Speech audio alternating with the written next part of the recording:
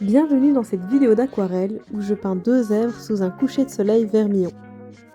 J'ai d'abord dessiné le croquis des zèbres sur une feuille à part et puis je l'ai transféré sur mon papier aquarelle. Une fois le croquis transféré, je dépose les couleurs de mon ciel. Une fois que cette première couche est sèche, je repasse avec les mêmes couleurs tout simplement pour rehausser et redonner un petit peu de saturation. Et pendant que le haut de mon ciel est encore humide, je viens déposer les couleurs foncées des nuages.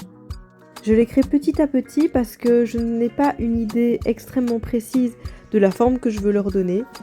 Et je fonce au fur et à mesure parce que, comme toujours à l'aquarelle, les couleurs se diffusent et deviennent un peu plus fades. Donc voilà, je fonce petit à petit, j'en crée petit à petit pour ne pas en faire trop. Si je me souviens bien, pour les couleurs, j'ai utilisé du bleu de cobalt, du gris de pine et du vermillon.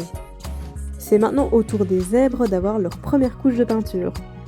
Je peins d'abord l'entièreté du zèbre avec des couleurs très claires et très pâles, et je passerai au-dessus avec de la peinture un peu plus foncée pour représenter les rayures noires des zèbres. D'ailleurs, j'utilise les mêmes couleurs pour les zèbres que j'ai utilisées pour l'intégralité du ciel, c'est-à-dire du vermillon, du jaune de nappe, du bleu de cobalt et du lavande. Utiliser une palette limitée, c'est vraiment un super exercice. Premièrement, ça permet d'avoir une peinture très harmonieuse. Et ensuite, ça te force à être créatif dans tes mélanges. Et en plus, tu découvres des nouvelles combinaisons de couleurs auxquelles tu n'aurais jamais pensé. Et ça, c'est très très chouette. Ici, avec les zèbres, j'ai été très timide au début.